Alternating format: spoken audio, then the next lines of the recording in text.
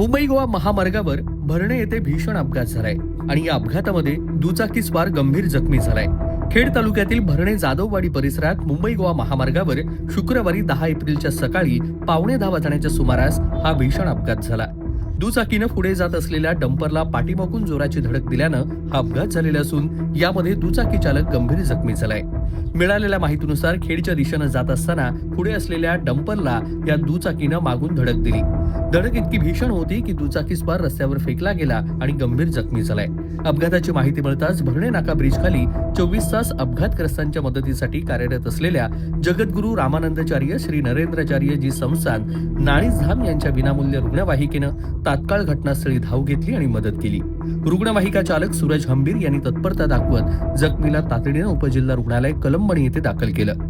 या अपघातामध्ये अक्षय संतोष जाधव वय 35 राहणार भरणे हे गंभीर या अपघातामध्ये जखमी झाले आहेत। त्यांच्यावर सध्या उपचार सुरू आहेत। अपघातामुळे काही काळ महामार्गावरील वाहतूक विस्कळीत झाली होती। स्थानिक नागरिकांनी घटनास्थळी मदत कार्य करत वाहतूक सुरळीत करण्यासाठी सहकार्य केलंय। कोकण कट्टा न्यूज, खेड, रत्नागिरी। कोकणातील प्रत्येक घडामोडींचे लाईव्ह अपडेट पाहण्यासाठी आताच कोकण कट्टा न्यूजच्या सर्व सोशल मीडियाच्या प्लॅटफॉर्मला लाईक, फॉलो आणि सबस्क्राईब करा।